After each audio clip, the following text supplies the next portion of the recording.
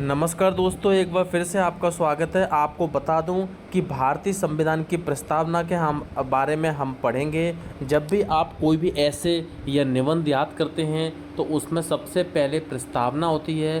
प्रस्तावना में उस पूरे ऐसे का या उस पूरे निबंध का एक सारांश टाइप का आ जाता है और वो उसमें बता देता है कि मान लीजिए किसी भी विषय पर अगर वो निबंध है, उस प्रस्तावना में उसके बारे में सारी चीज़ें लिखी होंगी। इस प्रकार भारतीय संविधान की प्रस्तावना क्या है, ये सभी लोगों को याद होना चाहिए। इनमें से एक दो क्वेश्चन जरूर बन जाते हैं, इसलिए ज़रूर विशेषकर इन क्वेश्चनों को या इस प्रस्तावना को आपको ज़रूर मालूम होना चाहिए। भारतीय संविधान की प्रस्तावना, संविधान की प्रस्तावना भारत को एक प्रभुसत्ता यानी कि प्रभुसत्ता लगे ईश्वर की सत्ता संपन्न बनाना चाहती है, समाजवादी होना चाहिए, धर्मनिरपेक्ष यानी कि धर्म कोई भी व्यक्ति किसी भी धर्म को मान सकता है, लोकतांत्रिक यानी कि लोगों का यहाँ पर राज होना चाहिए, ठीक है, गणराज्य घोषित करती है जिसे समस्त शक्ति जनता से मिलती है, यानी कि संविधान को सारी शक्ति कहाँ से मिलती है, जनता से मिलती है, तथा जो अपने नागरिकों को सामाजिक, आर्थिक तथा राजनीतिक न्याय प्रदान करना चाहता है।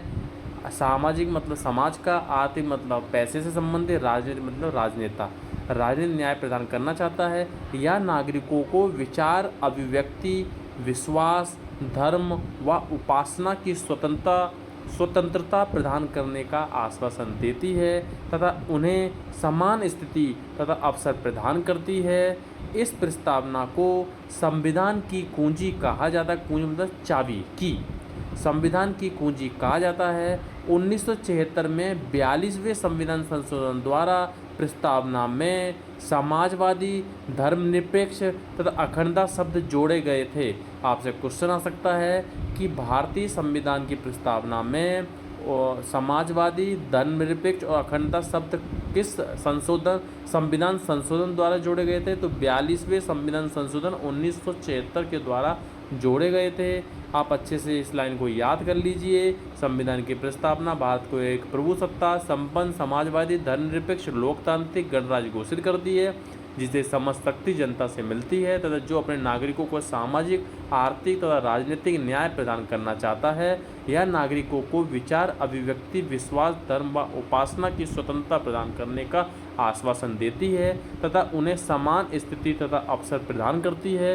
इस प्रस्तावना को संविधान की कुंजी कहा जाता है। 1976 में 42वें संविधान संशोधन द्वारा प्रस्तावना में समाजवादी, धर्मनिरपेक्ष तथा अखंडता शब्द जोड़े गए थे।